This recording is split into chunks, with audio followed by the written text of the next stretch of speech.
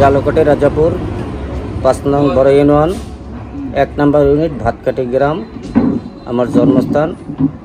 আমি মোহাম্মদ বাবুল হোসেন, আমার পিতা আব্দুল লতিফ হলাদার।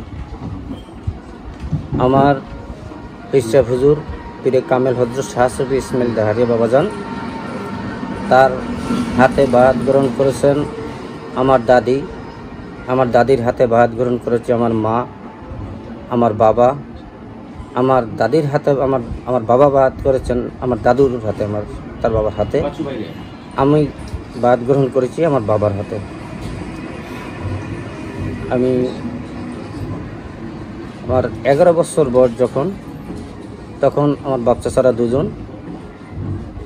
আমার পীরে কেবলা হযরত শাহ সুফি ইসমাইল দাহারিয়ার যে সাধন, যে কর্ম, এই কর্মটা করতেন আমার মা, আমার ফ্যামিলি সবাই।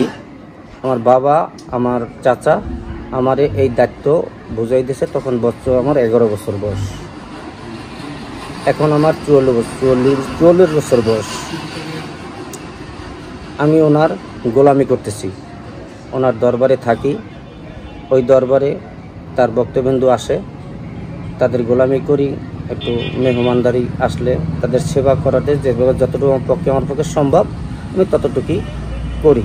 এই গোলাম হিসেবে ওনার দরবারে আমি থাকি। ওই দরবারে খিদমত করার চেষ্টা করি। কবুল হবে কি হবে না সেটা উনি মালিক জানে, আমি জানি না। আমি চেষ্টা করি। এই ওনার মূলত বাড়ি হইল ভান্ডারিয়া, ওনার বাবা হইলে হাজি ইসমাইল, ওনার ইব্রাহিম, তার বাবা হইলে ইব্রাহিম হাজি। তার একটি ছেলে ইসমাইল। সে 7 বার মক্কা গেছে। ইসমাইল দাহারিয়ার বাবা ইসমাইল সাহেব 7 বার মক্কা গেছে। ওনার মার নাম হাজরা, শেখ হুজুরের মার নাম হাজরা। উনি বিয়ে শাদী করে নাই। উনি কাউকে মুরিদ করেন নাই। ওনার জানাজা আছে সব ভক্ত, কোনো সে মুরিদ করে নাই কাউকে। এই অবস্থায় আমরা তার দরবারে আসি। না, ওনার পীর সম্পর্কে এত দূর আমার জানা নেই। আমি আউলিয়া, সে ওলি না, সে আউলিয়া। 41 জন আউলিয়ার সে সর্দার। 41 জন অলির সর্দার আউলিয়া। সে একজন আউলিয়া দত্তরের লোক, খুব কামেল। তার দরবারে এখনো মনে করেন গেলবারও অনুষ্ঠানে আমার সকাটি চাউল গ্রামেরা দান করছেন। পৌষ মাসে এবং ভাদ্র মাসে তারা ওই ইসমাইল দাহারিয়ার নাস্তা বাবদ সোয়াশার চাউল, সোয়াশার মিডিয়া, এটা সবাই মানত করে ওখানে। ওইটাই তার বড় অনুষ্ঠানের সময়, ফাল্গুন মাসে পূর্ণিমার রাতে অনুষ্ঠান হয়। ওই অনুষ্ঠানের সময় সবাই নিয়ে আসে। ওইটা থেকে ওখানে ওটা খরচ হয়, ওটা দিয়ে খরচ করি। ওটা আমরা সবাই মেহমানদারি গুছিয়ে আমাদের ধর্মীয় কাজ আমরা আদায় করি। এর অনেক কাহিনী বলতে অনেক, চোখে দেখা যেটা নাই সেটা তো বলাও ঠিক না।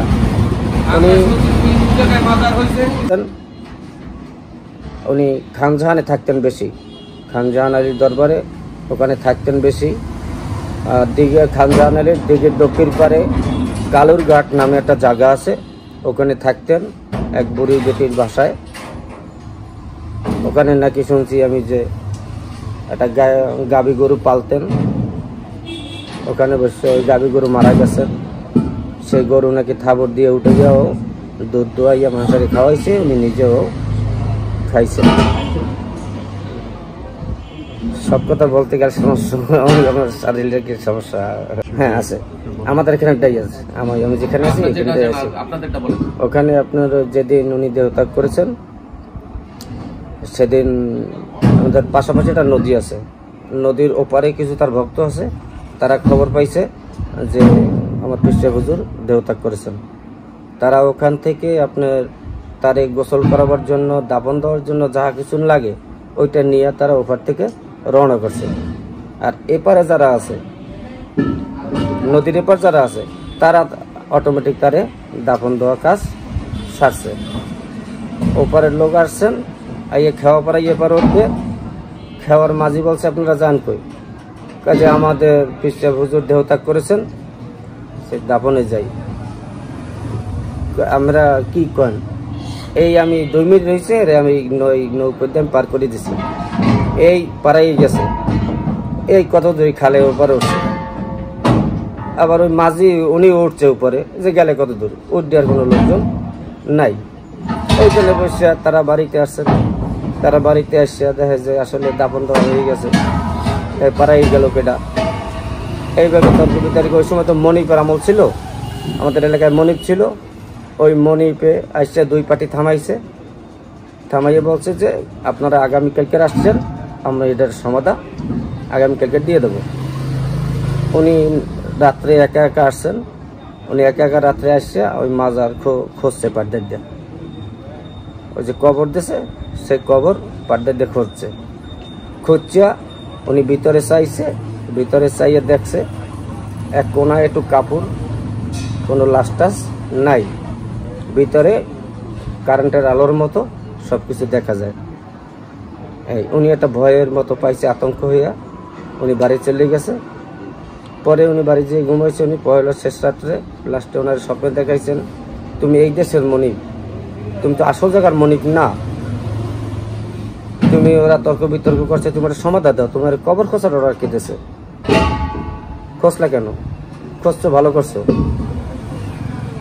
এখন তুমি আমাদের এই সিলসিলা অনুসারে একটা দোয়া মিলাদ যেটা আছে এটা তুমি আদায় করো, নাহলে তোমার সমস্যা হয়ে যাবে। এভাবে উনি অর্ডারে উনি প্যারার ভিতরে লেগে গেছে, যে স্বপ্নটা একটা প্যারা, ওই যে আমি একটা আতঙ্ক হয়েছি এইটার একটা প্যারা। এবার উনি 7 দিন ধৈর্য ধরছে। 7 দিনের মাথায় যে ওনাকে বলা হয়েছে তুমি যত প্যারা মনে করো আমি তোমার ছাড়তেছি না,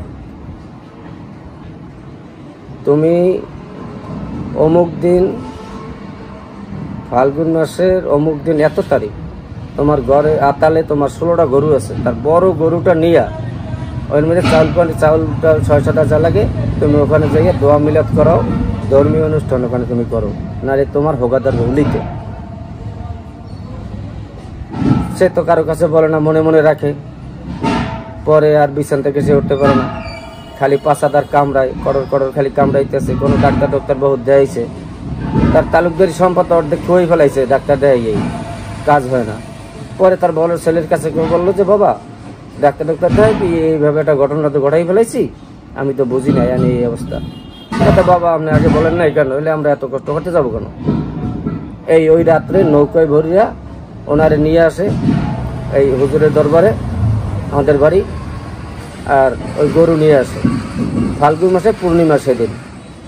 ওই রাতে ওনারে ওই অনুষ্ঠান করে, ধর্মীয় অনুষ্ঠান করে, দোয়া মিলাদ টিলাদ যেখানে যা পরে ওই গরুর জবাই ওখানে করে, নাস্তা পানি সবারই খাওয়াই দেওয়াই দেয়।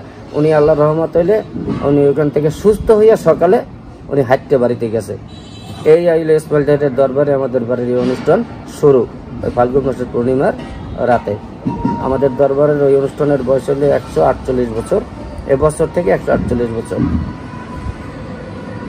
এইভাবে অনুষ্ঠান চলতে চলতে আসছেন। তারপরে এখানে অনেক তাবলিগ জামাত, তারপর আমাদের ওখানে আমাদের চেয়ারম্যান ছিল, খুব অনেক বড় চেয়ারম্যান, বিএনপি সভাপতি, বিএনপির আমলে শাহ আলম মিরাজ, শহীদ শাহ আলম মিরাজ সাহেব, অনেকে চেনে বরিশালের নামায়। উনি একবার তাবলিগ জামাত নিয়েও আসছেন, আরো কিছু লোক নিয়ে আসছেন, অনুষ্ঠানের রাতে অনুষ্ঠান ভেঙে দেবে। উনি বাড়ি পর্যন্ত আসতে পারে নাই কেন জানি, আবার ব্যাগে চলে গেছে। আবার সেই তার বাগান থেকে গাছ কাটটা ওই দরবার আবার নিজে একেবারে গুটাইয়া দেশে। সেখানে এখন অন্য তার বক্তব্য আছে, এখন কাঠের ঘর নাই, এখন ইট দিয়ে গাতা, টিনের ছাউনি আছে। আমরা একটু অর্থহীন গরিব মানুষ, বিদায় তাদেরকে উজ্জ্বলা করতে আমরা পারি না, আমরা কর্মব্যস্ত থাকি। এই সকালে বাইরেছি, ঘরের দুগার পয়সাপাতি গুছ, এই সংসার চালাবো, নিয়ম মতো তো দরবারের নিয়ম মতো পড়িয়েই থাকা লাগে। আমরা এত দূর তো সাধকের লাইনে যাইতে পারি না, এই অবস্থা আছে। তারপরে শুকরিয়া আল্লাহ দরবারে যে তার মতো অলির দরবারে আমার মতো মূর্খ মানুষ, আমার মতো বুজুর্গ মানুষ, আমি মূর্খ মানুষ, তার দরবারে আমি গোলামি করতে পারতেছি, শুকরিয়া আল্লাহ দরবারে। আর আমার নিজের কাহিনী আমি ওটা এত দূর বলবো না, না তারা কেউ নাই নাই যুবক দশায় যারা দেখছেন তারা কেউ নাই, ওই রকমের কেউ নেই।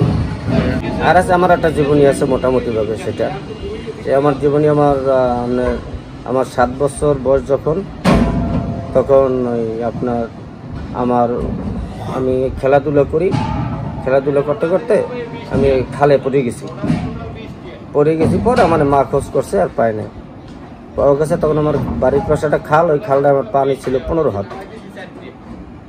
তখন বেশির ভিতরে না পাওয়া নেই, আমার পাইছে আপনার বিকাল 5টার সময় জাহাজ জাল খাওয়াইয়া, মা বলছে যেটা সেইটা আপনার 5টার সময় জাল খাওয়াইয়া পাইছে, জাহাজ জাল খাওয়াতেছে। আমার গায়ের উপরে পেরি একটা আঙ্গুল এরকম বেহা হয়ে রয়েছে হাতের, এই আঙ্গুলে জাহাজ জাল বাজছে। তখন ওখানে ডুবাইয়া আমারে উঠাইছে। সেদিন আমবস্যার রাত, তখন আমার দাপন দেওয়ার জন্য কাপড় চোপড় সবাই আনছে, দাপন টাপন দেবে। আমার মা বলছে যে আমার আজকে একটু সময় দাও, আমার তো একটা ছেলে, আমি আজকে দাপন থেকে দেবো, কালকে তোমরা সকালে আইয়া দাপন দিও। আমার মা আমাদের মাজারে নিয়ে গেছে, নিয়ে ওই মাজারে ভোট করে ফেলাই রাখছে। মা ওখানে রয়েছে, আমবস্যারের বাড়ি কেউ ছিল না। তখন প্রায় 3টার সময় কে যেন আসছে, আমার মায়ের একটা থাপড় দিলে পিঠতে চাইয়া, তোর ছেলের জন্য এত বাসনা, তোর ছেলে নিয়ে যা। তোর মা ওই মায়ের খেয়েও বলছে, আমি তো দাহাজের দরবারে আমি ছেলে দিয়ে দিছি, সে যদি নিয়ে হইব যদি আমার তার ফেরত দেয়, তাহলে আমি ওই ছেলে নেবো না, আমি নেবো না। তখন কেমনে আসছে আমার এই ধরিয়া মায়ের কোলে দিয়েছে, রাত 3টার পরে। মা আমারে, আমি হুশই আমি মাকে, মা আমার ক্ষুধা লাগছে। এই মা আমার ওই রাত্রে দরবার থেকে বাসায় নিয়ে বিষয়ে মানে খাওয়া দাওয়া করায়। সকালে তো একটা গুলুপ্ত যারে দমু দাপন, যার জন্য এলাম কাপড়, সে এখন জীবিত।